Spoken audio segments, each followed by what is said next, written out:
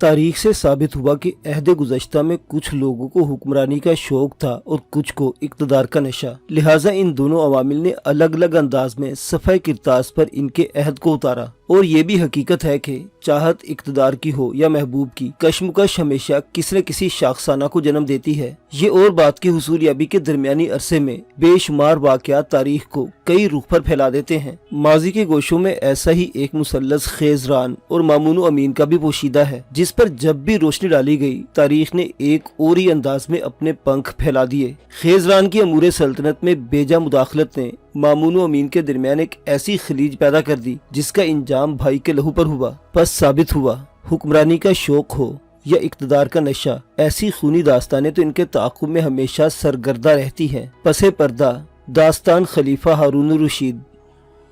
खलीफा हारून रशीद किस्त number 7 bye history of kingdom. Yahya ने वजारत हासिल होते ही गिरदो पेश पर नज़र डाली तो मैदान साफ था। तमाम सियासी हरीफ मंजरनामे से गायब हो चुके थे। कुछ मर गए थे, कुछ मार दिए गए, कुछ जेल में थे। कोई नहीं था जो इसके असर नफूज में मुज़ाहम हो सके। एक खेजरान थी जिससे बचने का कोई तरीका इसके पास नहीं था। खेजरान अब भी कदीम रविश पर कायम थी।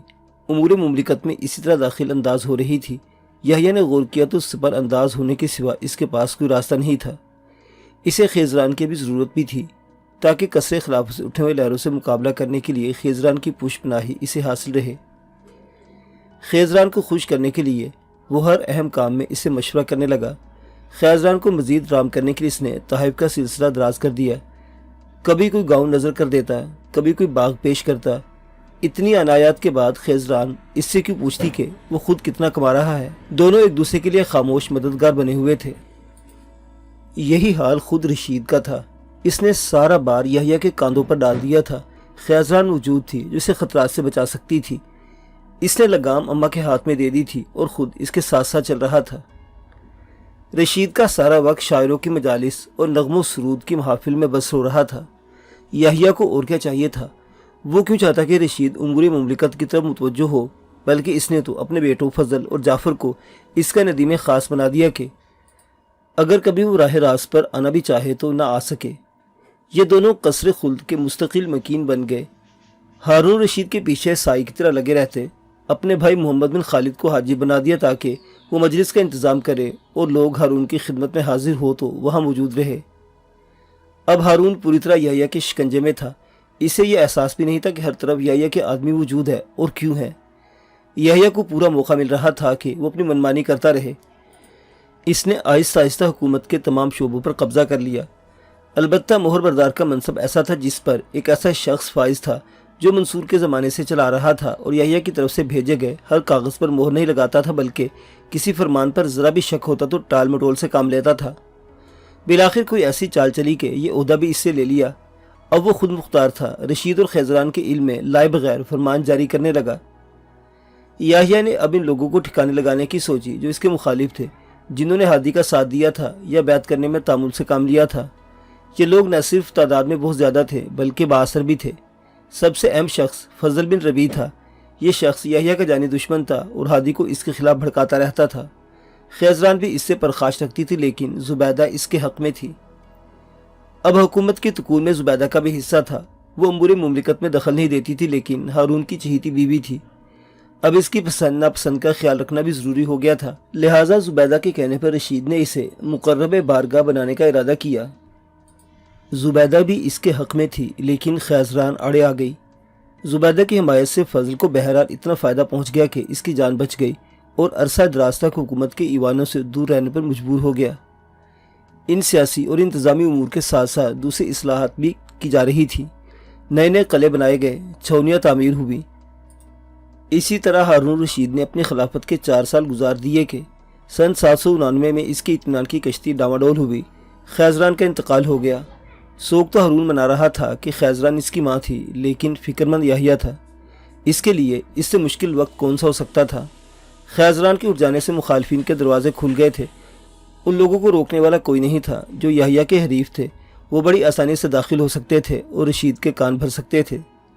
जब खेजरान की तदफीन अमल में आई तो तदफीन के बाद रशीद एक करीबी हवेली में चला गया जो इसकी इस्तराहत के लिए तैयार की गई थी। لوگ ایک ایک کر کے آ رہے تھے اور تعزیت پیش کر رہے تھے۔ ان تعزیت کرنے والوں میں فضل بن ربیع بھی تھا۔ جب وہ تعزیت کر چکا تو ہارون نے اسے اپنے پاس بٹھا لیا۔ اے فضیل، جس روز سے مجھے منصب خلافت ملا ہے، میں تجھے مقرب بنانے اور مرتبہ خاص تک پہنچانے پر غور کر رہا ہوں۔ خدا میری والدہ پر رحم کرے، وہ مجھے روکتی رہی، میرے پاس اطاعت کے سوا کوئی راستہ نہیں تھا۔ اب میں آزاد ہوں، تم جعفر بن یحییٰ برمکی سے گشتری لے لو۔ اس غیر متوقع اعلان پر یحییٰ برمکی ششدر رہ گیا۔ وہ تصور بھی نہیں کر سکتا تھا کہ رشید اس کے مشورے کے بغیر کوئی کام کر سکتا ہے، اور وہ بھی اس کے بیٹے کو معزول کر کے اس کے دشمن کو اعزاز دینے کا اقدام۔ یہ واقعہ 70 سال کے اس تجربہ کار بوڑھے کی آنکھیں کھول دینے کے لیے بہت تھا۔ رشید پر بھی پہلی مرتبہ یہ انکشاف ہوا کہ وہ خلیفہ ہے۔ قصر خلد پر اب زبیدہ قابض تھی۔ وہ نہ تو مال و متاع جمع کرنے کی شوقین تھی اور نہ ہی سیاسی گتھیوں کو سلجھانے کی ماہر۔ یحییٰ اس سے وہ کام نہیں لے سکتا تھا جو خیزران سے لیتا رہا تھا۔ اب اسے جو کچھ کرنا تھا اپنے بل بوتے پر کرنا تھا۔ سب سے پہلے تو اسے دیکھنا تھا کہ اب اس کی حیثیت میں کوئی فرق آیا ہے یا نہیں۔ یہ جانچنے کے لیے وہ اذن باریابی کے بغیر، جیسا کہ اس کا قاعدہ تھا، رشید کی مجلس میں پہنچ گیا اور سلام کیا۔ رشید نے سلام کا جواب تو دیا، لیکن سرد مہری صاف ظاہر تھی۔ جب یحییٰ بیٹھ چکا تو ہارون رشید ایک شخص کی طرف متوجہ ہوا۔ اگر تم اپنی مجلس میں بیٹھے ہو تو کیا کوئی شخص اجازت لیے بغیر اندر آ سکتا ہے؟ نہیں امیر المومنین، ایسا تو نہیں ہو سکتا، اس شخص نے جواب دیا۔ گویا ہم اتنے گئے گزرے ہیں کہ لوگ اجازت لیے بغیر جب چاہیں ہماری مجلس میں آ جائیں۔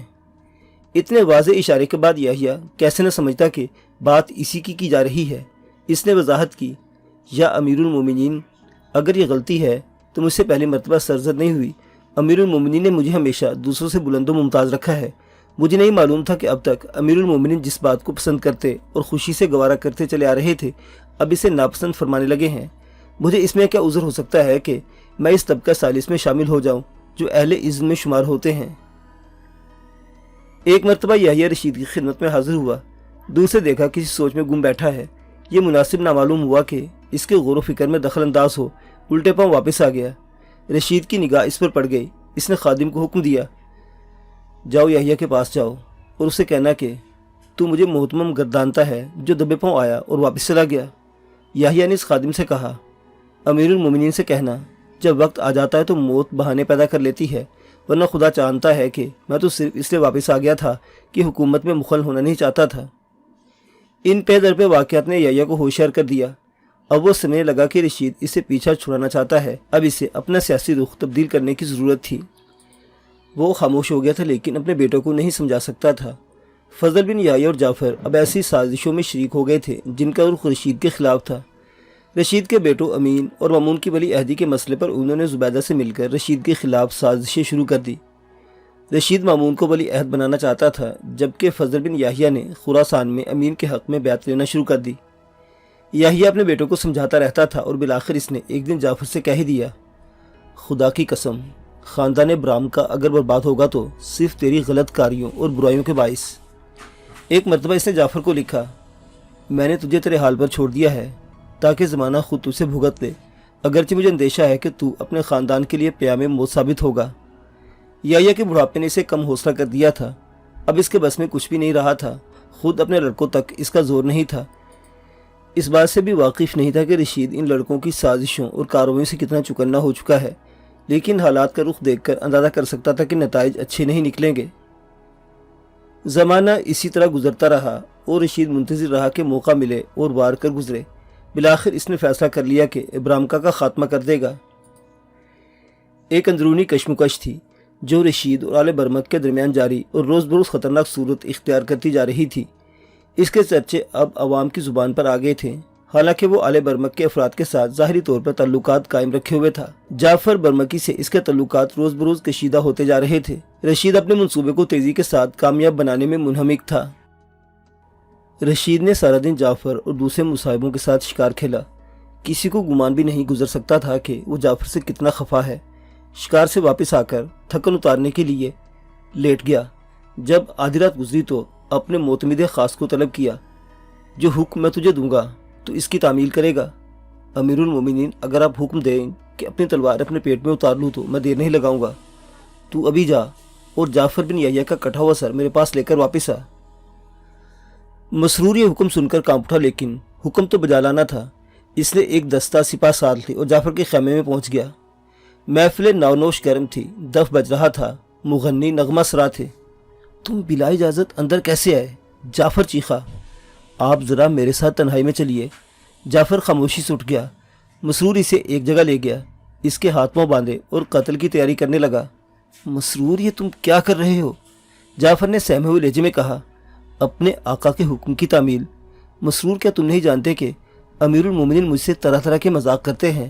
یہ حکم بھی انہوں نے مذاق میں دیا ہوگا۔ وہ تم سے مذاق کرتے ہوں گے، مجھ سے نہیں کرتے۔